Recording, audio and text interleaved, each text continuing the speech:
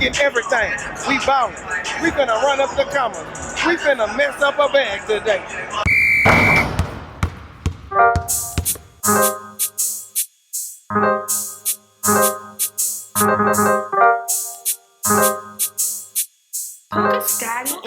Man, it's a king, man. We out here, man, at the Sneaker Summit. Shout out to my homie Ralph, man. He put this together, man. It's beautiful. You know what I'm saying? See all the sneaker lovers come together. That's what we doing, man. We love sneakers, man. I got the Friday the 13th on right now. You know what I'm saying? But we doing it, man. Salute, man. Let's get it. It's a family-oriented event. You know, like you got kids from toddlers in there with some exclusive shoes, all the way up. Like I done seen people in their 60s walk in the events, man. You know? It's really a family-oriented event. It's a different way of life. And if you actually sit down and people understand, like, why you spend so much money on these or why you won't let these go. I came with 3-4 pairs of sneakers. I came with a pair of Red 11 cement 4s and a pair of cement 3s. I wanted to buy 3-4 other pairs, you know. It's a sneaker culture.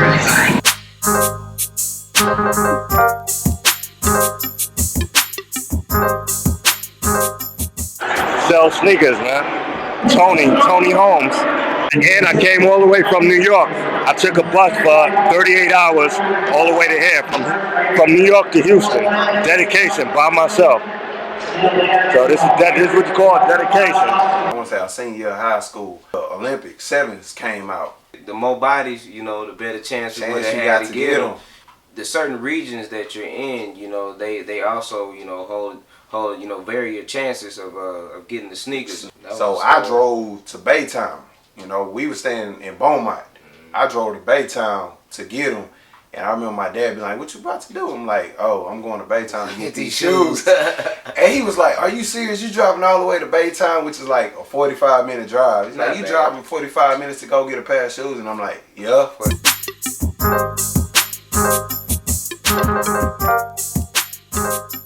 My name is John Wexler. I'm the Global Director of Entertainment and Influencer Marketing for Adidas. At Adidas, like most sports brands, there's something called sports marketing, where people oversee the relationships with athletes and federations, you know, the NBA, the NFL, etc. At Adidas, we have a division that focuses on non-athletes, and that's my role, is to oversee our relationships with entertainers, influencers, people from the non-athletic community. I gotta give credit to Wale. Wale, he had some pretty dope stuff that we had an interview about it. He told me 1 or 2 nice little pickups he got, so, you know, taking my hat off to the homie Wale. You can't forget about the boy Fabulous. Really, it's not celebrities. It's the people that are behind the scenes, and I don't even want to call them behind the scenes.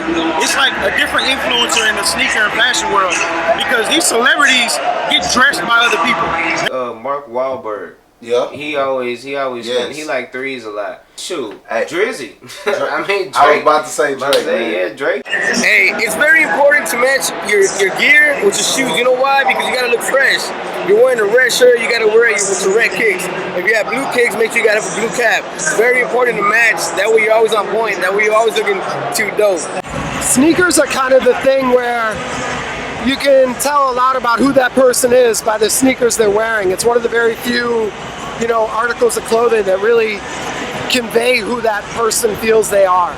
So sneakers to that community are very important, because you obviously always want to be the freshest kid in the room. And when it comes to that, it's always about the details. The devil's always in the details. So discovery elements, materials, fit, finish, all that. The way you know a shoe is exclusive is, you know, it matters on how many times the shoe has actually been dropped. Yep. You know, it also matters, you know, the detail of the shoe, because you'll have certain shoes with certain materials on it. You have shoes that represent certain years, like these. These are the year of the Rabbit 7s. You know, so these only came out, you know, in the Chinese year of the rabbits. You don't want to look corny when you're rocking your shoes and you got the bright orange shirt to match. So you want to make something that's subtle enough to go with what you got going on. So you got to play close detail. I mean, you can, that as well as that's an easy way to tell the difference. What year between shoe came out. Yeah. What year it came out, and if it's real or fake. It don't matter what everybody else likes. Wear what you like. My favorite sneakers are the Red 11s. You know, I love red, black, and white, and the 11s is my classic. It's shiny, you know, it has a premium look to it. That's my favorite sneakers. My favorite shoe is the Jordan 3.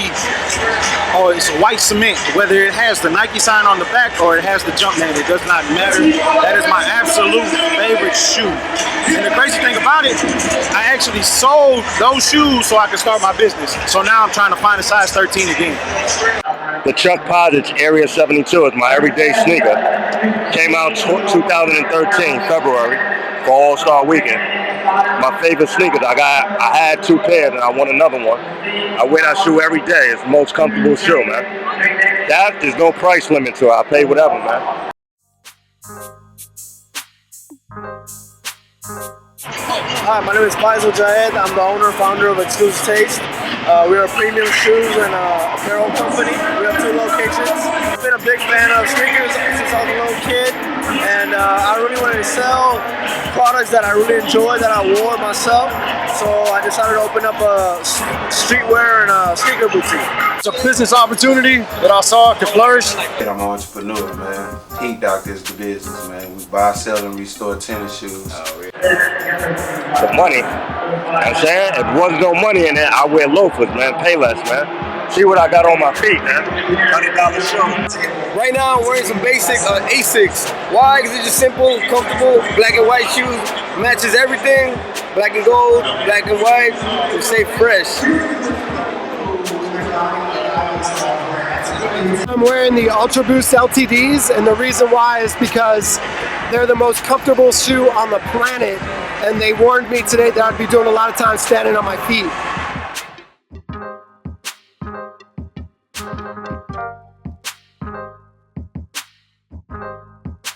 I'm wearing the mellow ones.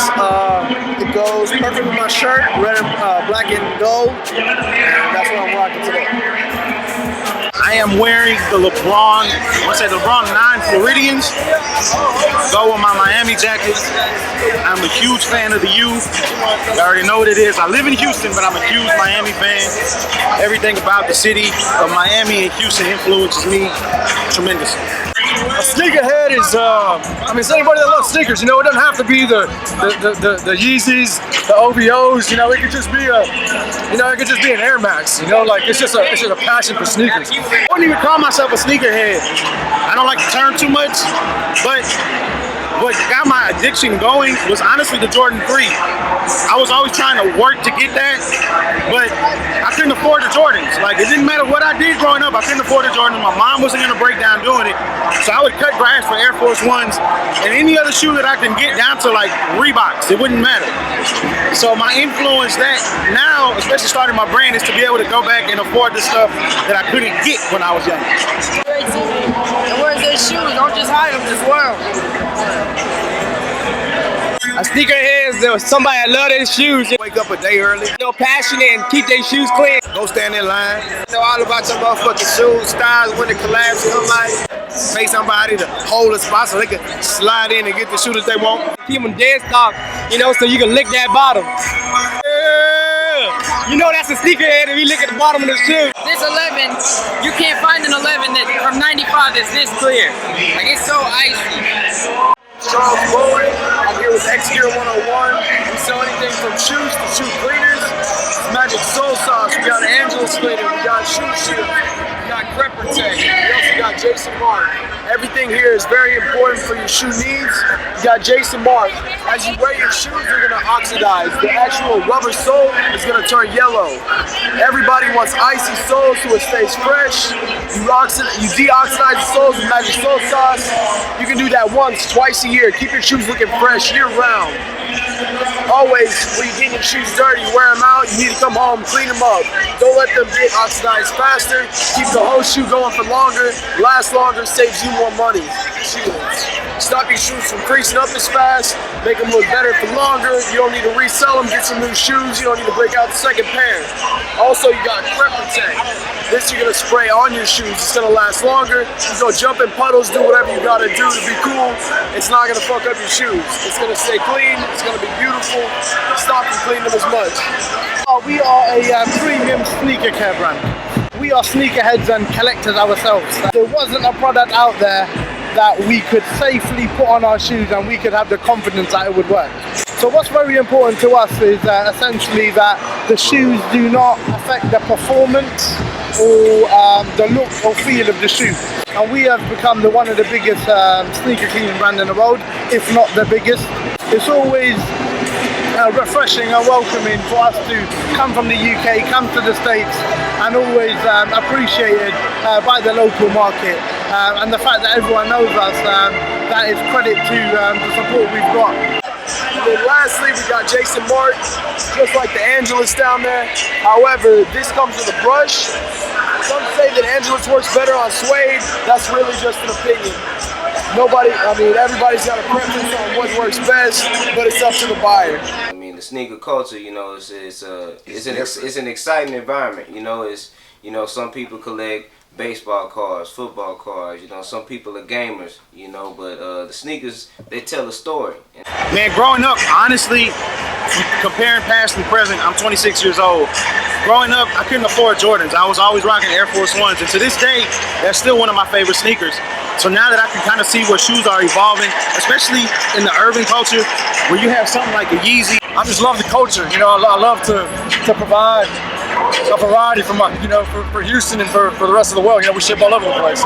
As us having a love for the culture, we've stood in line. Waking up early or even camping throughout the night just for some sneakers, you know what I mean?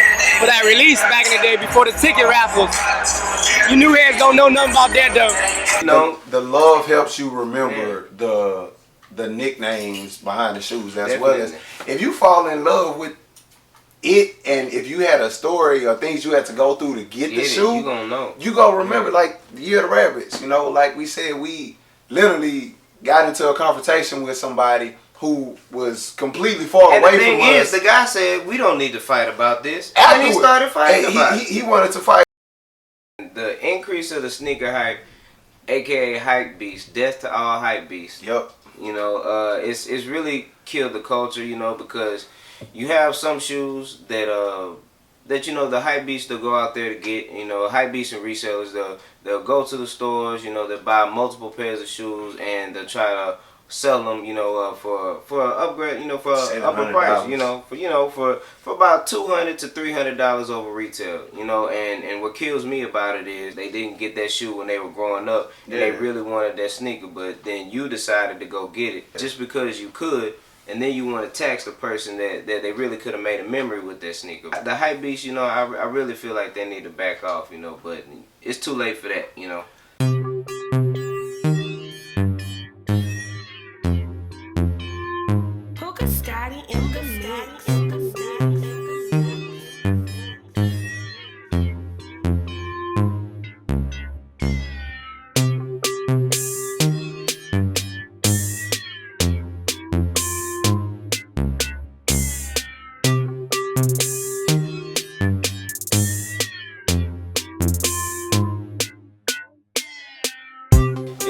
Crime behind sneakers, man, that's idiotic, but I mean, you always have crime, behind other items too. This release ever probably be the Concord release 2011.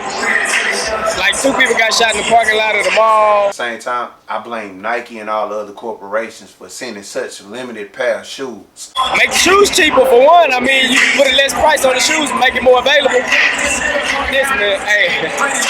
Because if they would be doing it like they did back in the 90s and releasing a whole bunch of pair and not releasing them every single weekend back to back, the sneaker community would be a lot better, a lot healthier. But they got their shoes stolen from them all during their release, and it got pretty wild. Last week we just released the 6s, the maroon 6s, and we had a line wrapped around the store. And I mean, it'd be a lot of people for every release nowadays. So gotta protect yourself. Be careful.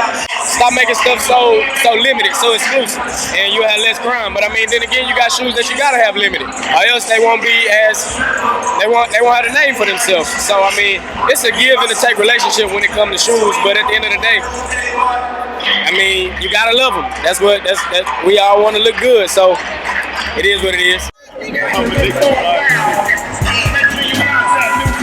Yeah, I guess I am. You can say so. I'll say I usually buy like about 2-3 pairs of shoes every 2-3 weeks. shaking like tambourines. In the H1 place with tangerine. Hell yeah. I'm addicted to sneakers, young fella. I always have gas in my car, and I always have my car no paid on time, man. I would much rather be driving my car than taking a bus just so I can have a pair of Jordans on my feet, man. If you're doing that, you need to get your priorities. Yeah, I'm addicted, man. I'm addicted to sneakers. I'm addicted to that life. Yeah. Absolutely, man. Right. I can't help it, man. I go to the store to get something to eat. Next thing you know, I got a box, like I got a car full of shoes, man. I can't turn up a deal, man. So, you know, I bought everything today. It's still more in the pack, man. Everything, man. Jordan is a brand. Jordan is a name. I mean, if you put a Jumpman on it, it's gonna sell. I mean, if you got it, then you can let it go. That's what this event is for.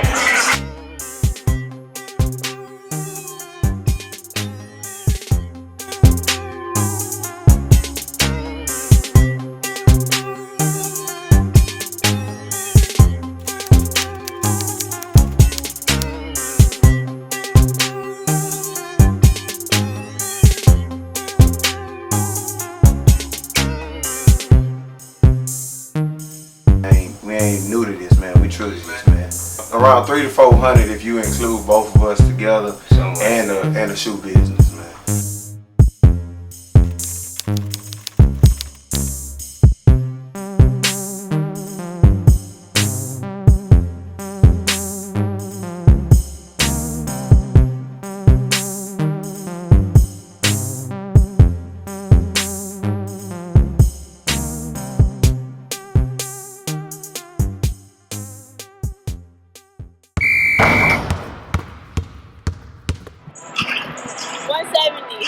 Most I can do is 150.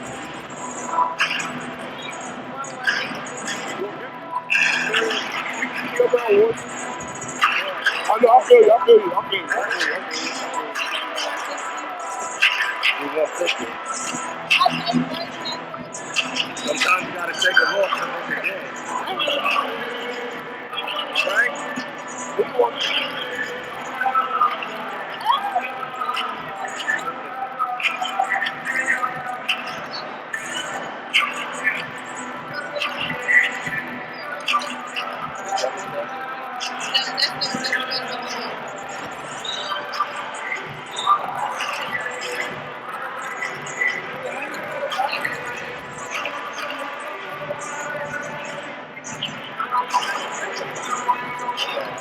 Thank